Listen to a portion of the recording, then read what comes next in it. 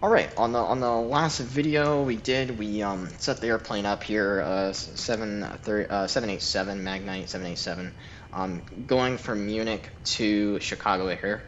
We got all our weight calculations in. We have the route and the FMC. We have VATSIM, a tower controller, a Tracon, and the center controller. APU's on. Everything is pretty much good to go. We're going to go ahead and get ready for pushback. For pushback, things we can do up here up top is I'm going to turn the rest of my fuel on.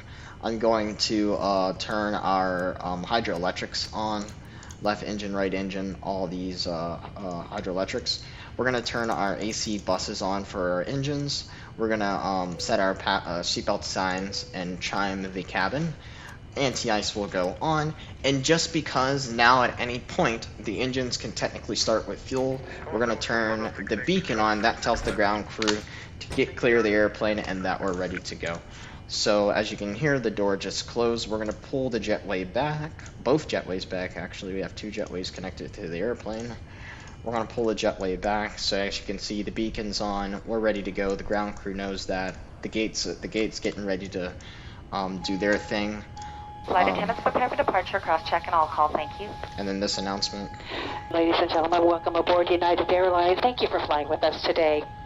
As you're finding your seat, remember to stow your carry-on items either under the seat in front of you or in an overhead compartment. We suggest stowing your rollerboard bag in the overhead compartment wheels first. If you need help, ask a flight attendant. We'll be happy to assist.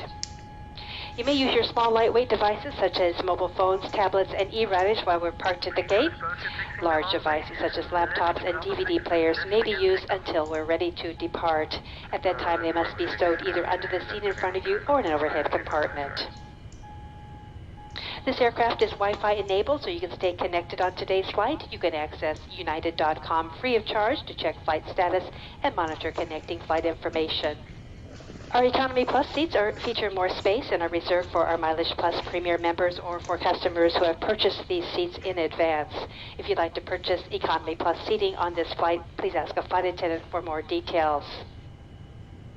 If you're seated in an exit seat, please review the exit row responsibilities on the safety card. If you're unable or prefer not to perform these functions, please contact a flight attendant. We'll be happy to find you another seat.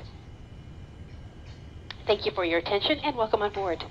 Okay, In just a moment, we'd like to direct your attention to the video screens located throughout the aircraft for a brief but very important safety message about the safety features, please.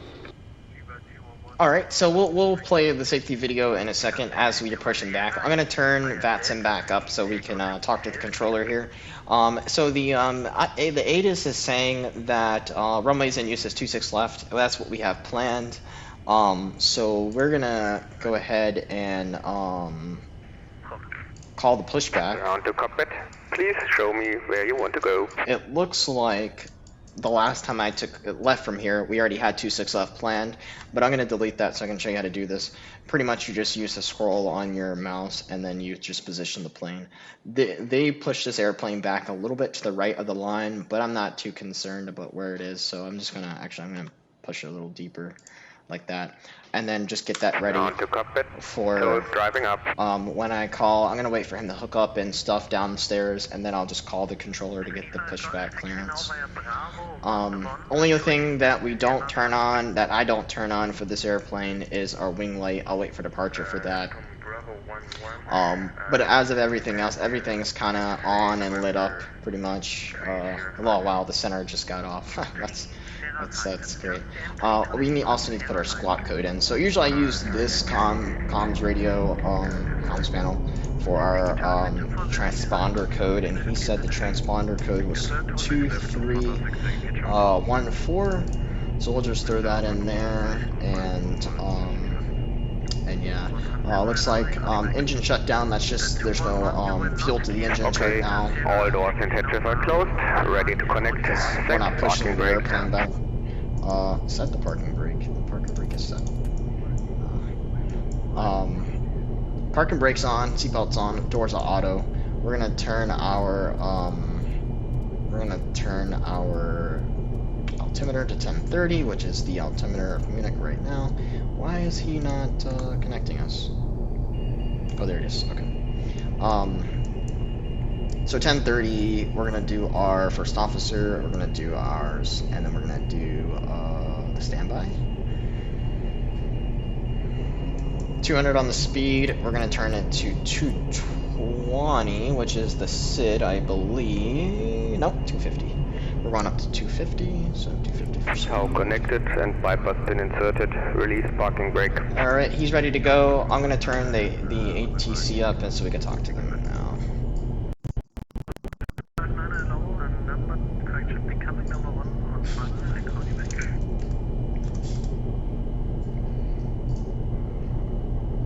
Let's see. Let's turn up the ATC.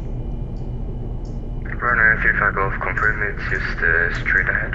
All right, we're gonna call. 155 now, straight ahead. 155, straight ahead. Runner 35 Golf, sorry for that. Munich Tower United 954, ready to push and start off of 209 Bravo with November. 954, pushback approved, face south. Pushback approved, face south for United 954. Alright, push is approved. I'm gonna turn this down again because we don't need to talk to him until we're ready to until we're ready to taxi. I'm gonna just turn this down. Alright, turn that down. The safety video I use is off of YouTube. I don't like the safety video in the airplane. I like the 2011 version. I mean the 2020 version. I think that this is like the 2019 or maybe the 2018 version. So I usually play that on YouTube while we're pushing back. But we're gonna release the brakes. He's gonna push us south. We're gonna play the safety video and start the engines here. So brakes released, cleared to push. And Starting pushback, and you may start the engines. usually it's brakes release, quick push, and we'll advise of the disconnection. So he's pushing there, playing back. I'm going to start the fuel controls here, right, left. Your engine shut off goes away. We're going to start the engines by turning these two dials right here, but just not yet. We're going to start our safety video. I'm going to play that softly so I can still. I really love the safety video, by the way. Just pushing us back. We're gonna start both engines at the same time. Excited to have you aboard. And we Left appreciate and right. your attention as we demonstrate the safety features of this aircraft. FAA regulation requires you to follow the instructions of our crew members and comply with posted and lighted signs. Start our engines here. It's important to have your seatbelt on at all times. To fasten your seatbelt, slide the metal end into the buckle. Tighten by pulling the loose end of the strap. Lift the buckle to release. When the seatbelt sign is on, your seatbelt should be fastened low and tight across your lap. In case of unexpected turbulence, keep your seatbelt fastened, even when the seatbelt sign is off. Please take a moment to look around in order to familiarize yourself with the aircraft. This Boeing 787 has... Alright, if you heard that click, that was the engine start switches turning back to the normal position. At this point, I'm going to start checking things to make sure we're in the green. We're looking good. One thing with the 787, you don't have to wait for the NG the N1 to raise to 25% like you would a 737. You could just go ahead and just start the engines right when you want to, when the fuel's flowing to the engines.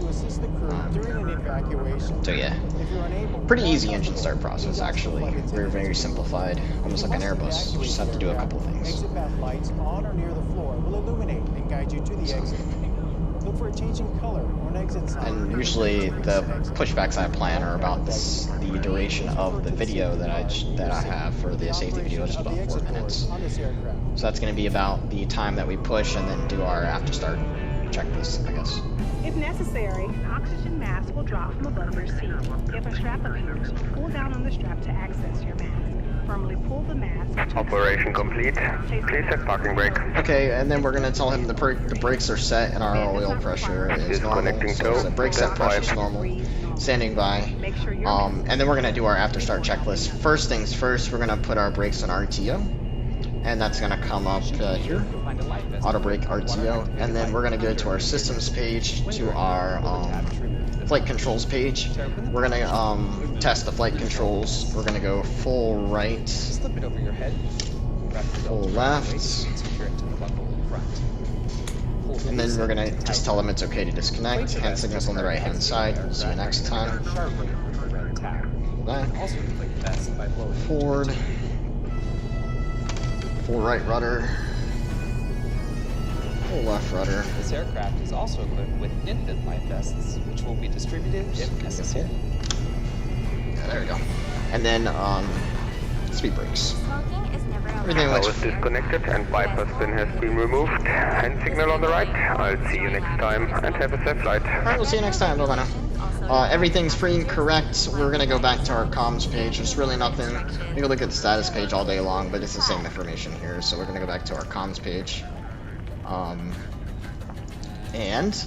Some other things we're gonna do is we don't need the APU anymore, so we're gonna cut that off. We're going to, now that they're away, when they show us that bypass pin, which he has in his hand right there, the bypass pin, we're going to shine the taxi light to confirm that we see it. We're going to turn our our transponder mode Charlie.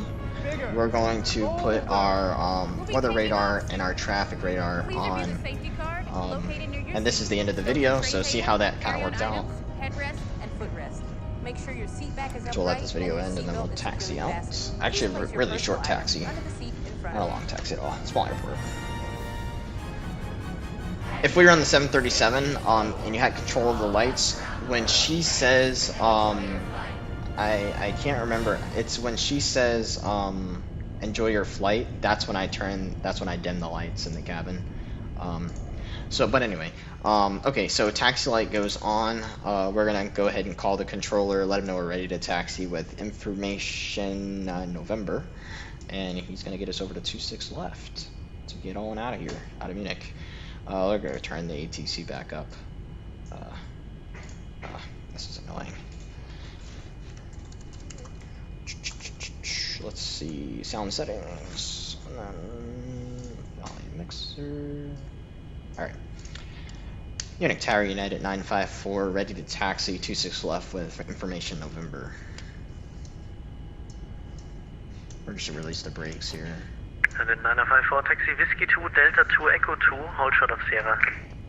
Whiskey 2, Delta 2, Echo 2, hold short of Sierra United 954 heavy.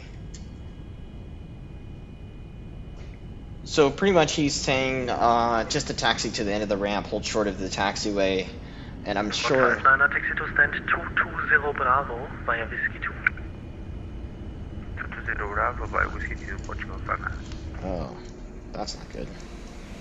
Where's that guy going in at? 110 Alpha to stand 121 via Charlie 5. He just wants us to taxi off the ramp, and then hold short of the active taxiway, and then he'll probably give us further when we get to the. Before we even get to Sierra. So some things you don't do when the ramp crews around, set the trim. I don't set the trim when the ramp crews around.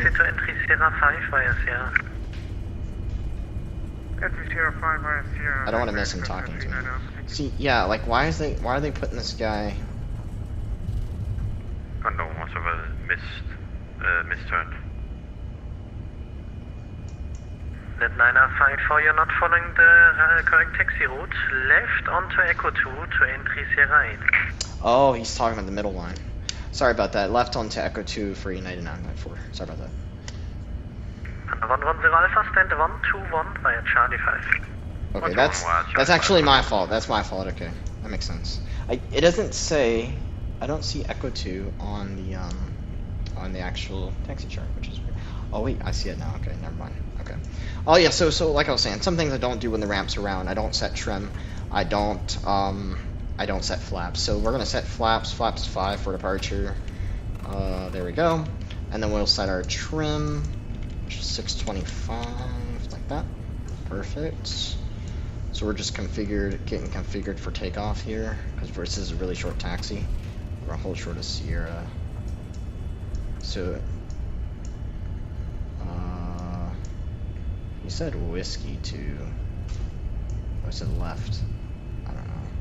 We'll figure it out. He'll yell at us if we're doing it wrong.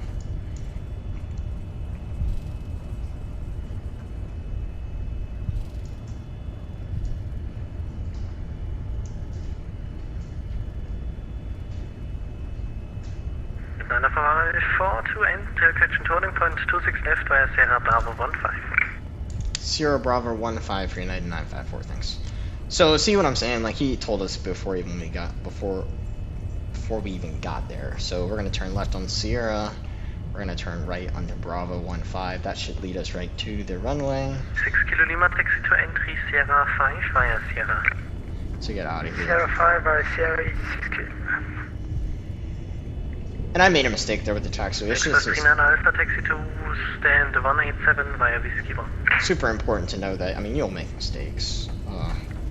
As long as you learn from them, that's all that matters. We're gonna do our hey, like flight attendants take a seat type of announcement. Flight attendants, please be seated for departure.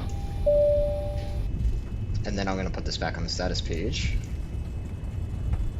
And then we're going to the Bravo 15 here, which is. C2 Yankee, hello, wind 2 for Söder East 5 knots to 6 left, clear to land. And it looks like we're gonna be waiting for somebody.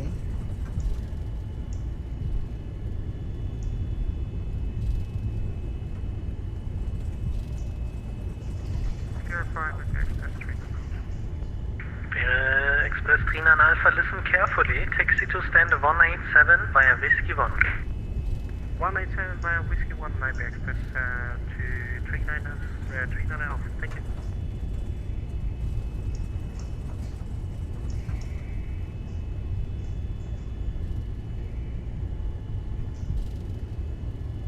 Oh, there goes the Tracon. Well, we started off with a tower controller and a Tracon controller and a center controller. Now we only have the tower. So we're gonna just hold short right here. There's actually arriving traffic right there.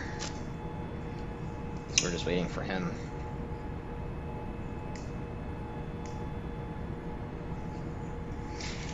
Waiting for him to land. So we're just gonna start cleaning things up here, seeing if there's anything we need to do. Checking our SID here, seeing if there's any kind of altitude restrictions, speed restrictions, which there's not. 250 knots under 10,000 feet, which is the standard restriction. Our transition altitude's 5,000 feet. That's good to know. There's no kind of, we can climb at our own discretion. He set up to 070, but there's no Tracon, so it's not really applicable anymore. Everything looks good up here. Fuel looks fine. We're ready to go. Just waiting for this EasyJet Airbus to come in, and we'll be good. Good to move. No lights. Kilo Lima, taxi to stand 112 via Whiskey 1, Charlie 4. No lights or anything come on until we're actually ready to 112 via Whiskey 1 and Charlie 4. enter the runway. Just give us a second here. Waiting for this guy.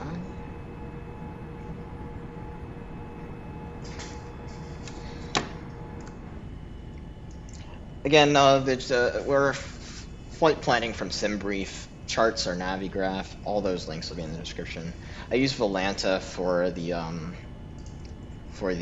like the tracking of the flight. So again, I can put that in the description as well. On my phone, when I'm away from the flight deck, on my phone I have the Navigraph. Also have an app that will that you can see the VATSIM map. See like if controllers are online, I'm in their area, I can just hop back on, check in, and then ask to step away or just sit in the flight deck if I need to. There he is.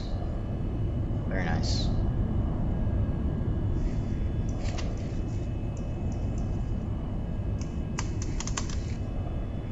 With 9549 up to 6 deck. 26 left, line up and wait, United 944. Alright, 26 left, line up and wait. We're gonna put some engine power in. We're gonna turn our takeoff lights on. Our runway turn-offs on, turn the taxi light off, we don't need that anymore. Wing light comes on, strobe lights come on, friends. We're about to get out of Munich here. Get on our way to Chicago. SimBrief is saying this flight should take about 10 hours and 2 minutes block time. 9 hours, 34 minutes in the air. Approaching 26 left. For an arrival of 8:32 Zulu. We're gonna get there a little bit early, about 30 minutes early. as of right now. Things could change because I'm sure London Center will be open, and they give me a shortcut every time I'm in London Center. So we're gonna On runway 26 left. we're gonna let this guy expedite, and then we're gonna be getting out of here very, very shortly. Niner 54, wind 240 degrees 5 knots, runway 26 left, clear for takeoff. 26 left, clear for takeoff, United 954 heavy. Alright, we're clear for takeoff. I'm going to put the throttles at 50%. I'm going to engage our auto throttle. I'm going to sit back in my seat and get comfortable as we take off. Engine power is set.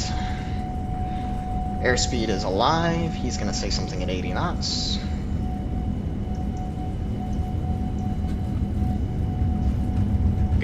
Cross-checked.